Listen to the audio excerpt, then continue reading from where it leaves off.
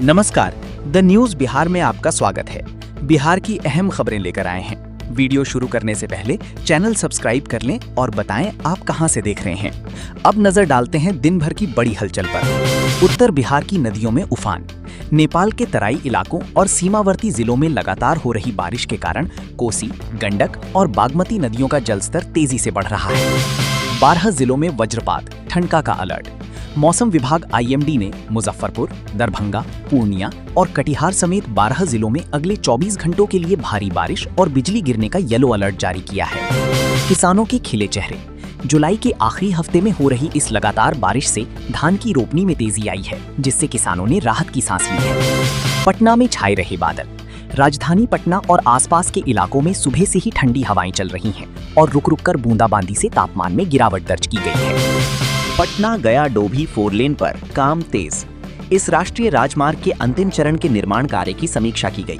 प्रशासन ने NHAI को बचे हुए पुलों का काम दुर्गा पूजा से पहले पूरा करने का निर्देश दिया है। दरभंगा एयरपोर्ट पर नई सुविधाएं। नागरिक उड्डयन मंत्रालय ने दरभंगा एयरपोर्ट पर यात्रियों की बढ़ती संख्या को देखते हुए नए टर्मिनल भवन के लिए जमीन अधिग्रहण की प्रक्रिया को तेज करने का निर्देश दिया। KK पाठक के नए कड़े निर्देश। शिक्षा विभाग के कड़े रुख के बीच बिना सूचना के गायब रहने वाले राज्य के 150 से अधिक नियोजित शिक्षकों के वेतन पर रोक लगाने की कार्रवाई की गई है। सरकारी स्कूलों में पेरेंट टीचर मीटिंग PTM आज। राज्य के सभी मध्य और माध्यमिक विद्यालयों में आज अभिभावक शिक्षक संगोष्ठी का आयोजन किया गया, जिसमें छात्रों की उपस्थिति पर चर्चा हुई। सदर अस्पतालों में मुफ्त डायलिसिस की संख्या बढ़ी। स्वास्थ्य विभाग ने राज्य की सभी जिला सदर अस्पतालों में किडनी मरीजों के लिए मुफ्त डायलिसिस मशीनों की संख्या दोगुनी करने का फैसला लिया है। श्रावणी मेला में स्वास्थ्य कैंप सक्रिय। सुल्तानगंज से देवघर जाने वाले कांवरिया पथ पर बिहार सरकार द्वारा लगाए गए अस्थायी मेडिकल कैंपों में 24 घंटे डॉक्टरों की ड्यूटी सुनिश्चित की जा रही है। पटना हाईकोर्ट का बड़ा फैसला।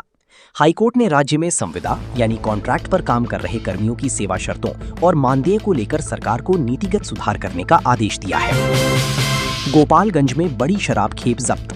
उत्पाद विभाग की टीम ने उत्तर प्रदेश की सीमा से बिहार में लाई जा रही विदेशी शराब की एक बड़ी खेप को ट्रक से जब्त कर 2 तस्करों को गिरफ्तार किया। नवादा में साइबर ठगों के ठिकाने पर रेड। आर्थिक अपराध इकाई यानी EOU ने नवादा के एक गांव में छापेमारी कर फर्जी लोन ऐप के जरिए देश भर में ठगी करने वाले गिरोह के 5 सदस्यों को गिरफ्तार किया। मुजफ्फरपुर में शॉर्ट सर्किट से लगी आग। मुजफ्फरपुर के कल्याणी चौक के पास एक इलेक्ट्रॉनिक दुकान में अल सुबह आग लगने से लाखों की संपत्ति खाक हो गई। दमकल की गाड़ियों ने समय रहते आग पर काबू पाया। बिहार के युवा क्रिकेटर का नेशनल टीम में चयन। बिहार के उभरते तेज गेंदबाज का चयन आगामी घरेलू सीरीज के लिए इंडिया A कैंप में होने से खेल प्रेमियों में खुशी की लहर है। गया जी में पितृपक्ष मेले की तैयारियां शुरू। सितंबर में होने वाले विश्व प्रसिद्ध पितृपक्ष मेले को लेकर गया जिला प्रशासन ने अभी से घाटों की सफाई और तीर्थयात्रियों के ठहरने के इंतजामों की समीक्षा शुरू कर दी है। सोनपुर मेले के भव्य आयोजन का ब्लूप्रिंट तैयार। विश्व प्रसिद्ध हरिहर क्षेत्र सोनपुर मेले को इस बार और अधिक आधुनिक और अंतर्राष्ट्रीय स्तर का बनाने के लिए पर्यटन विभाग ने टेंडर प्रक्रिया शुरू कर दी है। गंगा नदी के जलस्तर पर 24 घंटे निगरानी। केंद्रीय जल आयोग CWC ने बक्सर, पटना, मुंगेर और भागलपुर में गंगा की जलस्तर की मॉनिटरिंग के लिए कंट्रोल रूम को 24 घंटे एक्टिव रहने का आदेश दिया है। धान की रोपनी ने पकड़ा जोर।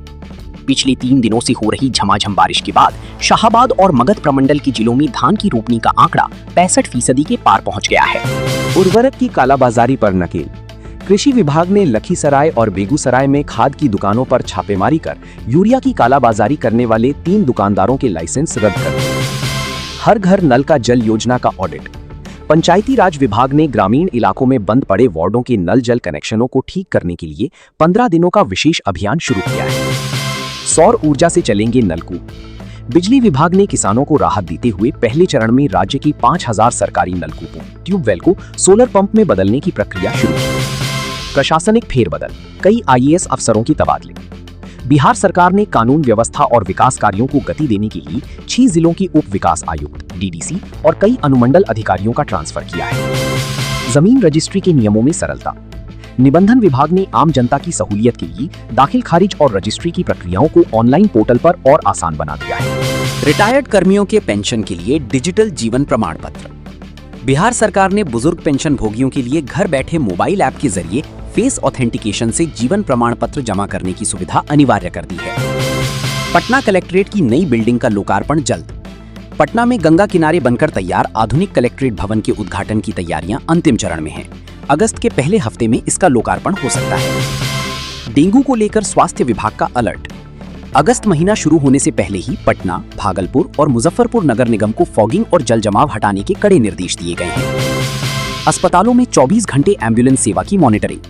स्वास्थ्य मंत्री ने 102 एम्बुलेंस सेवा की जीपीएस ट्रैकिंग को सख्त करने का निर्देश दिया ताकि मरीजों को ससमय गाड़ी मिल सके। गंगा किनारे नमामि गंगे के तहत पौधरोपण।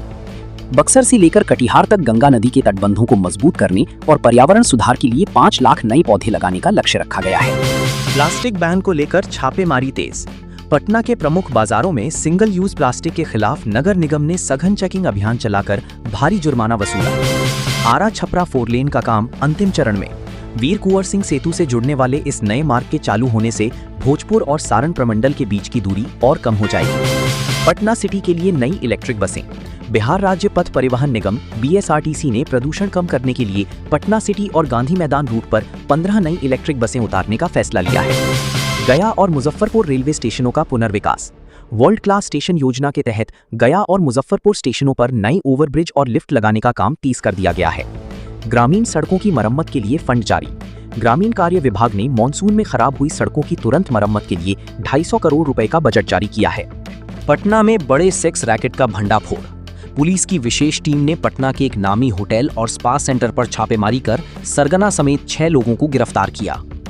जहरीली शराब बनाने वालों पर CCA लगाने की तैयारी। मद्य निषेध विभाग ने बार-बार शराब तस्करी में पकड़े जाने वाले अपराधियों पर कड़ा क्राइम कंट्रोल एक्ट लगाने की सिफारिश की है। पूर्णिया में जमीन विवाद में हिंसक झड़प। पूर्णिया के केहाट थाना क्षेत्र में 2 गुटों के बीच जमीन के टुकड़े को लेकर हुई मारपीट में 4 लोग घायल हो गए। पुलिस ने 3 को हिरासत में लिया। कोर्ट ने धोखाधड़ी के आरोपी को दी कड़ी सजा। मुजफ्फरपुर की विशेष अदालत ने बैंक लोन जालसाजी के एक 5 साल पुराने मामले में दोषी को 7 साल की सश्रम कारावास की सजा सुनाई। बिहार के एथलीटों के लिए नई खेल नीति।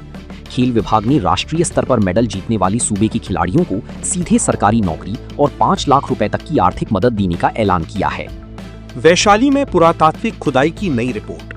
भारतीय पुरातत्व सर्वेक्षण ASI को वैशाली के प्राचीन टीले के पास मौर्य काल के कुछ और अवशेष मिले हैं, जिनकी जांच जारी है। सुल्तानगंज में उमड़ा शिव भक्तों का सैलाब।